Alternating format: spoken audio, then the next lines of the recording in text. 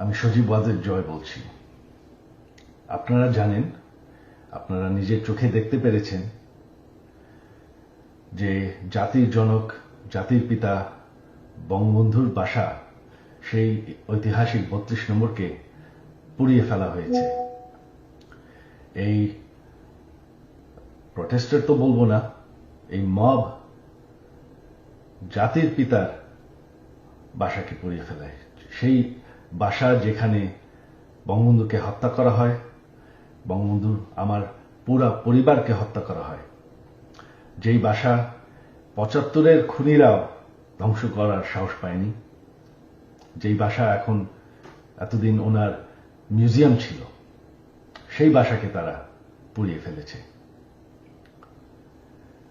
বঙ্গবন্ধু একটি দলীয় বিষয় না, বঙ্গবন্ধু হচ্ছেন জাতির পিতা। বঙ্গবন্ধু না থাকলে আজকে আমরা বাংলাদেশ হতাম না, আজকে আমরা পাকিস্তান হয়ে থাকতাম।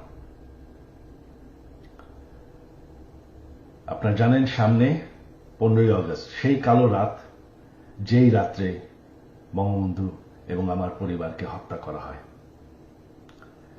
আমার আহ্বান বাঙালি জাতির কাছে যে আপনারা যদি স্বাধীনতার চেতনায় বিশ্বাস করেন, আপনারা যদি বাংলাদেশকে ভালোবাসেন, আর এই যে বাংলাদেশে বাস করছেন, এটাকে মেনে নেন যে বঙ্গবন্ধু আপনাদেরকে স্বাধীনতা দিয়েছে, আমাদেরকে স্বাধীনতা দিয়েছে।